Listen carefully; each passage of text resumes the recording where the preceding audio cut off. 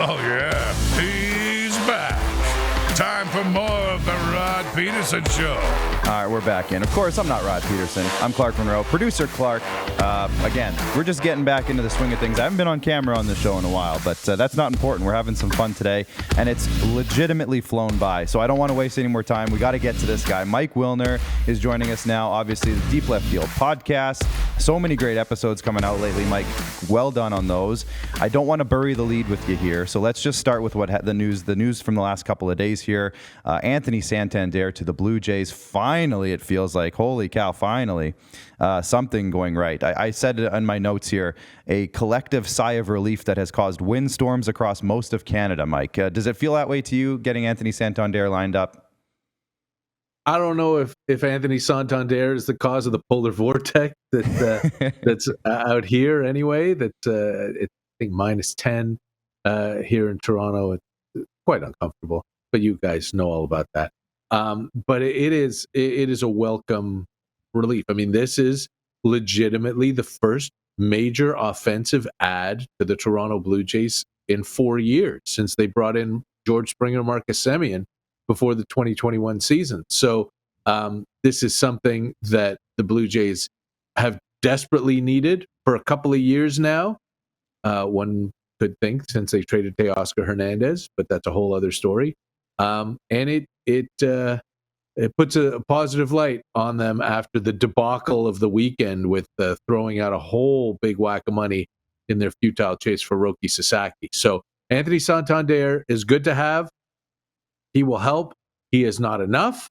There's got to be more coming if the Blue Jays want to get out of last place or not have to hope for a whole bunch of ifs in the 2025 season. But it's good news for sure. It's a good start. Yeah, I have you beat a little bit here, Mike. -45 here yesterday in Saskatchewan. That was, of course, with wind chill. So it was only a measly -37 without the wind chill. So that was good. We had a -23 wind chill last night, but that's nothing compared to what you guys have. It's all cold. We don't need to compare and contrast. It's all cold. But like you mentioned, bringing in Anthony Santander, it's almost like a bit of a message. Last year, you'll recall last year, the offseason kind of seemed like they missed out, and then they kind of just patched it up. This year, they missed out, but then they went out and actually, signed a pretty big fish in Santander. They also got Jeff Hoffman a couple weeks ago. Does this signal to you that, yes, maybe this front office does realize that there are some big guys left and they do need to go out and get some guys? I think they realize that. I think that, it sort of smacks of desperation. They signed Jeff Hoffman earlier this month after Jeff Hoffman failed 2 physicals, one with Baltimore and one with Atlanta. He seemed to think he was okay. It hasn't affected him on the field, this shoulder issue, but the Blue Jays certainly were willing to look past it, though they gave him less money than we know at least Baltimore offered him. And Anthony Santander has been sitting out there after hitting 44 home runs last year to the end of January, and the Blue Jays had to tack a 5th year on and maybe even give him an opt-out and a vesting option for a 6th year or something. We don't know all the details of that part of it yet, but the Blue Jays had to get over and above what Santander was looking for in order to sign him. So it smacks of desperation. I think that they understand that they needed a happy story after what happened with Roki Sasaki and that debacle of the Miles Straw trade on Friday. So this was their reaction to it. But, they're outside their comfort zone philosophically because they might actually put Santander in the outfield, and he's not a good outfielder. But they understand they needed a power bat, despite what Ross Atkins said in October. And the truth is that they need another one. So we'll see. With 3 weeks and change left before spring training opens, we'll see what they do next. But again, it is a good start. It shows, I don't know what it shows, because it's hard for me to believe that these guys will move off their philosophy. We'll hear from Ross Atkins later this afternoon, but it shows that they were desperate to have some good news, I think.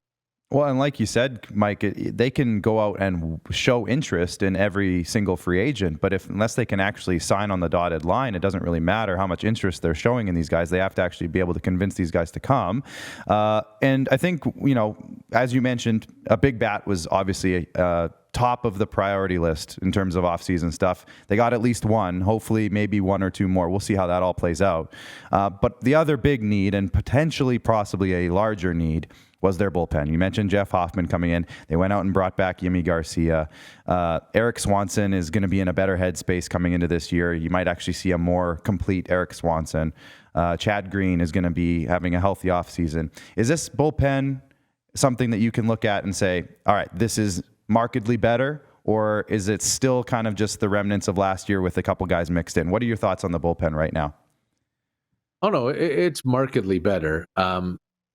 If Hoffman can stay healthy. Sure. And if Yimi Garcia can stay healthy. Remember, he broke down after the trade to Seattle. I think he only made 9 appearances for them before he was out for the season with an arm injury. So that's 2 question marks. Chad Green is spectacular. I mean, he had a rough few outings in September after he really hadn't pitched for a year and a half, so I don't put any of that on him. I'm a big fan of Chad Green. And Eric Swanson was back to himself after the All-Star break. I think he had an ERA under 3. So you've got 4 very good right-handed relievers. Brendan Little showed that he can be a lefty out of the bullpen, an effective lefty, not, like Tim Meza when Tim Meza was being Tim Meza, but it is markedly better than was last year. Last year it was everyone was hurt, and the ones who weren't hurt were ineffective. But I think everyone except for Garcia, who was just a stud. I think the bullpen is fine. You get you didn't mention Nick Sandlin, who is also a solid middle of the bullpen kind of guy, and that gives you 6. And yeah, the bullpen's fine. Maybe Yariel Rodriguez comes back there to help out too if the Blue Jays bring in another starter. We've heard that they're talking to Max Scherzer. That'll be a whole interesting thing. Again, another if he can stay healthy, if he can be effective in his 40s. But I'm less worried about the bullpen now. Again, I think they need to add another big bat. I don't know if they think they need to add another big bat, but I think they absolutely do. Yeah, and Mike, I mean, you and I think I could go pretty deep on some prospect talk and, breaking down if they need an extra left-handed arm in the bullpen or not, or if you can rely on the splitters of Eric Swanson and Nick Sandlin or to kind of get through that. I'm going to leave that for another talk. I'd love to get down in the dirty weeds with you in terms of all that stuff. But I think the big question in a lot of people's minds across baseball right now, and it's our poll question today. Basically, I'm going to open-ended question this one for you. Are the LA Dodgers good for baseball, bad for baseball? What are your thoughts? Fantastic for baseball. Could not be better for baseball. The Los Angeles Dodgers are what every team should be doing. They are spending their money on great players and building a phenomenal team, even though they've won like 1,000 division titles in a row and are just coming off the World Series. The Los Angeles Dodgers are perfect, and they should be aspirational. This should be what every team is doing. Every team has so much money. I mean, the teams that are crying poor are maybe have less money than the Dodgers and the Yankees and the Red Sox and the Blue Jays, but they've still got a crap load of money. And if they were willing to spend it, would still be making money every year, maybe just not as much money as the owner wants to make. These teams are worth so much. The team's owners are worth so much. The players are providing an exceptional product. They're the ones who deserve it. I'd always rather see the money go to a player than go to an owner. And the Los Angeles Dodgers are doing that. There's no salary cap. Take advantage. Don't be the Marlins or the Pirates. The Tigers and the Royals were successful last year on shoestrings. They don't need to be on shoestrings. Spend your damn money. Bring in good players. Have a great team. Yes, the Dodgers are phenomenal for baseball. Okay, I lied. I'm going to ask you one prospects question because I just have to get this in here, and then I'll let you go, Mike, for the day. But there are 4 players that I think could have impacts on this roster as it stands today. Will Wagner, Joey Loperfido, Orelvis Martinez potentially, and Addison Barger, who we saw last year. Do you think these guys will be on the roster, or do you see a potential trade package getting worked out where these guys could be out the door to bring in a more veteran guy? I think all 4 of them could potentially be on the roster at some point this year. But if it were me, I would absolutely think about putting a package together to bring in not necessarily a more veteran player, but a more proven player, someone who can step in and is going to contribute to a winning team in 2025, because I don't know that you can count on any of those 4 to do that this year. If Joey Loperfido is your opening day left fielder, you got question marks. If Addison Barger is your opening day third baseman, you got a big question mark right there. I would rather have someone who's established, who you know what you're going to get for them. And if that means packaging up a bunch of the kids, that means packaging up a bunch of the kids. That's what they're here for, too. Perfect. Well, Mike, thank you so much for joining me today. Deep Left Field podcast. Make sure you check it out. Lots of great episodes this offseason so far. Appreciate your work there, Mike. And hopefully we'll talk to you again down the road a little bit, too. All right. Thanks for having me. All right, there we go. Mike Wilner, the great Mike Wilner. Appreciate the time. We're going to hit a quick break, and when we come back, we'll wrap this all up because we're right at the end of our clock, so we got to get going. See you after the commercial break.